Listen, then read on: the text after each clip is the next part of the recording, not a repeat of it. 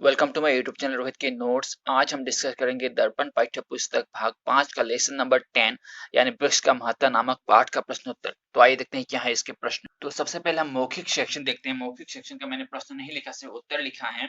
तो सबसे पहला प्रश्न है, देखिए, पेड़ लगाना कैसा काम है? तो इसका उत्तर होगा पेड़ लगाना पुण्य का काम है। उसके बाद क्वेश्चन नंबर ख है, देखिए देखिए क्या है ख का प्रश्न। क्या तुम अपने घर में गमलों के पौधों की देखभाल करते हो?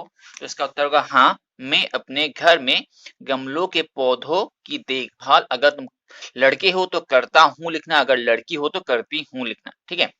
इसके बाद ग का प्रश्न है, हमारे जीवन का आधार क्या है? इसका उत्तर होगा हमारे जीवन का आधार वृक्ष है। इसके बाद हम आते हैं लिखित सेक्शन की तरफ। आइए देखते हैं क्या है लिखित सेक्शन का प्रश्न। लिखित सेक्शन का भी मैंने प्रश्न नहीं लिखा, क्योंकि प्रश्न लिखते रहने से बहुत टाइम वेस्ट हो जाता है, तो मैंने सिर्फ उत्तर लिखे हैं। आप ध्यान से देख लीजिएगा। देखिए, सबसे पहला प्रश्न है, हमारे पूर्वजों ने किसका महत्व जान लिया था? तो इसका उत्तर होगा हमारे पूर्वजों ने वृक्ष का महत्व जान लिया था। इसके बाद ख का प्रश्न है, प्राचीन ग्रंथों में वृक्ष के बारे में क्या लिखा था?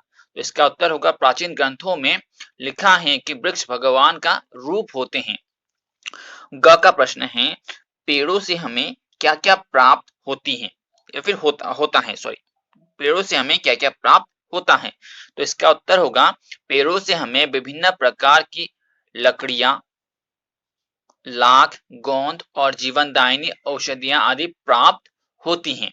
तो घ का प्रश्न है, पेड़ों से हमें, सॉरी, घ का प्रश्न है, विज्ञान के प्रयोगों ने क्या सिद्ध किया है?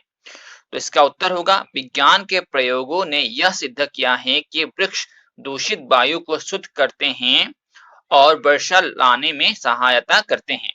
इसके बाद हम आते हैं ङ की तरफ। देखिए, ङ का प्रश्न है, मनुष्य अपने जीवन को सुख सुविधापूर्ण बनाने के लिए क्या कर रहा है?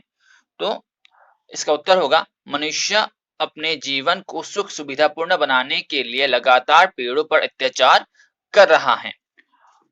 जो च का प्रश्न है, वृक्ष से हमें क्या क्या प्राप्त होती हैं? तो ये ग की तरह ही होगा। ग में सिर्फ हमें बोला गया था कि पेड़ों से हमें क्या क्या प्राप्त होता है, और अभी यहाँ पे वृक्षों से हमें क्या क्या प्राप्त होता है बोला गया है। तो ग और च का उत्तर एक जैसा होगा, तो इसीलिए मैंने यहाँ पे लिखा है सेम एज ग लिख दिया है।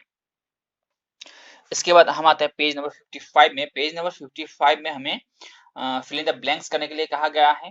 तो मैंने इसका प्रश्न नहीं लिखा, सिर्फ उत्तर लिखा है। तो देखिए, सबसे पहला जो क का उत्तर होगा, क का उत्तर होगा वृक्षों। ख का उत्तर होगा फलदार। ख में एक्चुअली हमें दो ब्लैंक दिए गए हैं, तो जो पहला ब्लैंक है, पहला मतलब डैश दिया गया है, उसमें फलदार लिखना है और दूसरे में लिखना है काटना। उसके बाद ग का उत्तर होगा औषधियां, ख का उत्तर होगा अत्याचार और ङ का उत्तर होगा दूषित। इसके बाद क्वेश्चन नंबर 3 में हमें कुछ वाक्य दिए गए हैं। अगर वो वाक्य सही है तो हमें सही का निशान लगाना है, अगर वाक्य रॉन्ग है तो हमें रॉन्ग का निशान लगाना है। तो मैंने इसका भी प्रश्न नहीं लिखा, सिर्फ उत्तर लिखा है। देखिए, इसमें से क्या क्या सही होगा, क्या क्या गलत होगा। जो क होगा सही, ख होगा गलत, ग होगा सही, ख होगा गलत और ङ होगा सही। इसके बाद हम आते हैं पेज नंबर 55 में। पेज नंबर 55 में हमें